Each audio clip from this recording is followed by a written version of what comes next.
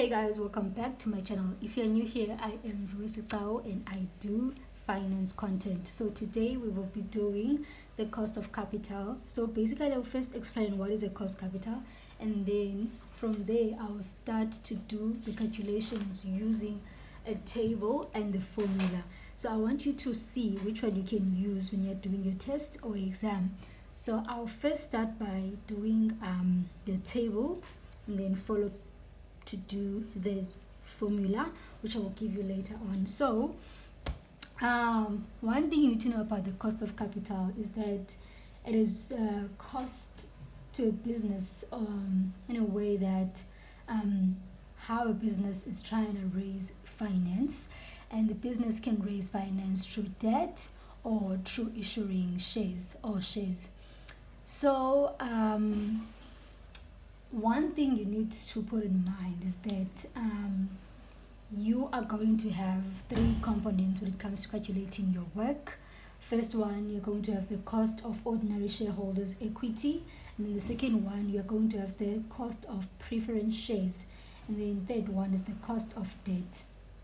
So when you're doing the calculations, you need to note that in a case where you are given the cost of debt before tax, you need to remove tax, because we deal with the cost of debt after tax. So you need to note that. It's very important. And then another thing that you need to know when it comes to calculating this work, you need to understand that you're calculating the weighted. So you're calculating the weighted cost of capital, the weighted average cost of capital. So that means that you are going to have a formula looking like this. This is the formula. So in this way, you are calculating the weighted average cost of capital.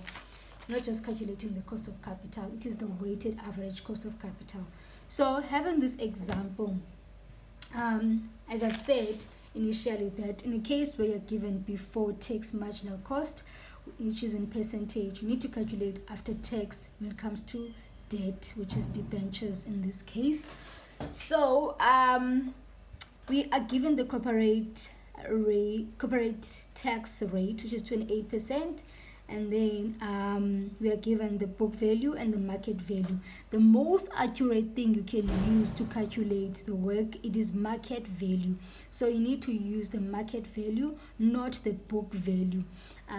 Remember, the market value is mostly also used by shareholders to weigh how the company is, the value of the company. When it comes to the book value, it is just something that is used by the company. So it is not used by the outside people. We outside people, we are focusing on the market value, because the market value is also being used to compare with how other companies are doing in the market when you're doing the peer comparison. So you are going to use the market value in this case. So in our first calculation, we are going to calculate using the table.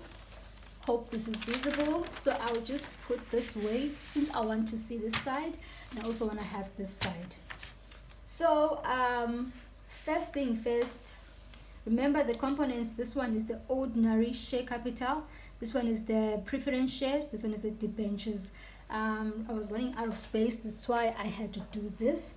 So the after tax cost, firstly, we are going to put the after tax cost, which is for the ordinary share capital. It remains to be the same as before tax marginal cost, which is 12%. And then for the second one, it remains to be the same also for preference shares, which is 10%. And then for the debt, remember I said that if you're given before tax marginal cost for debt, you need to calculate the after tax, which is, in this case, we're already given the formula, which is the debt amount is 9%, and then it's 1 minus 28%. And then we're going to use our calculator. Excuse my calculator, it's not working properly, that's why it has like this thing. So it's 9% times 1 minus 28%, and then our new cost of debt is going to be 6.48%. So that's our new cost of debt. Then we come and write it here, which is 6.48%. So that's our cost of debt. And then the value in millions. Remember, I did mention initially that we are not using a book value, we are using the market value. So we are going to write our market values, which is, it's 8 million, and then it's 2.5 million, and then it's 4.5 million. So those are our values, which is the market values that we are using. And then how we calculate the weight, we need to say that the total of our values, how much is going to be. So we are going to have 8 million plus 2.5 million plus 4.5 million. Sorry, that is 15 million. So how we calculate weight, we have to say 8 million over 15 million. I hope this is visible. I don't know what's going on with the calculator. So it's 5, let's say times 100 is 53.3% for this one. And then for the second one is 2.5 over 15 million, which is 16. It's 16.67%. Then the last one is 4.5 over 15 million. Remember, it's the weighted average, so that's why we need the weight. So it's going to be 30%. So now we have our weighting and we have our value and our after-tax cost. So for us to calculate the contribution, we need to say 12% times our weighting, which is 53.33%. Then our contribution is 6.4%.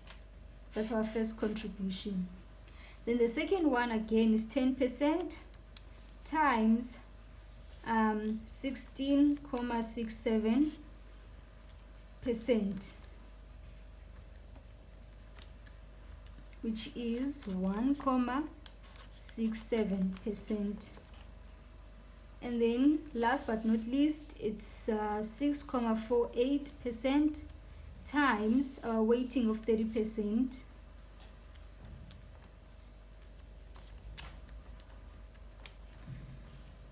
which is 1.944%. Then our work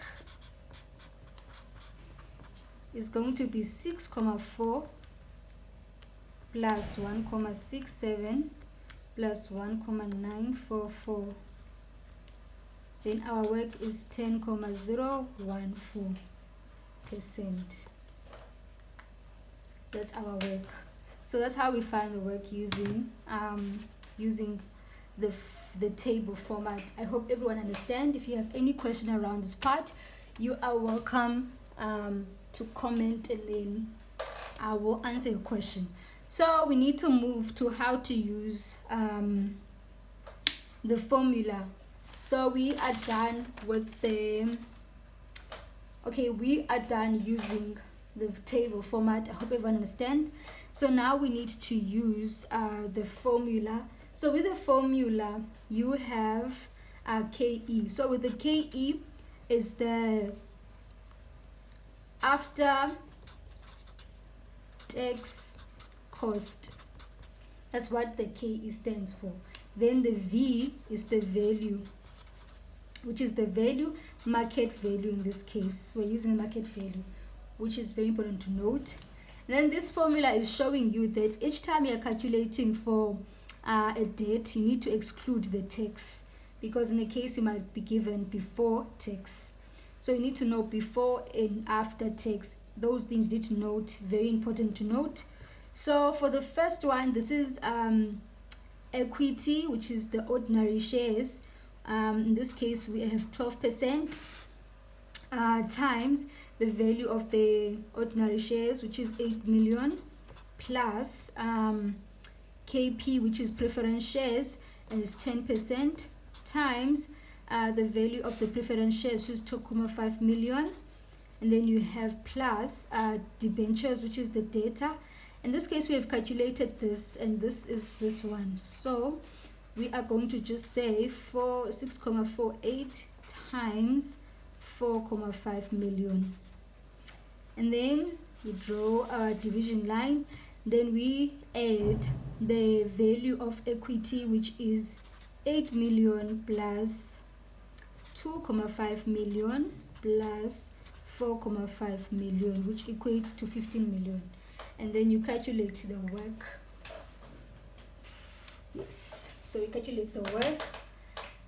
So I'm going to use the Casio calculator.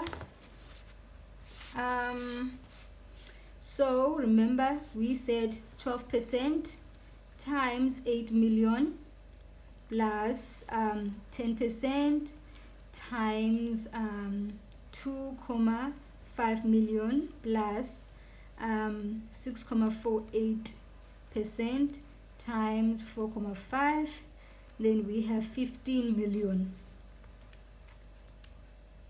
then times 100. So still we are getting 10,01067. Slightly different. Okay, it's not that slightly different, but we can see that for this one we have 10,01067, and this is because I think from the table one we have this contribution that needs to be calculated, and it also has like some decimals that are going to be different, obviously. But with this one we are just using after tax cost times value, so that's why it's slightly different.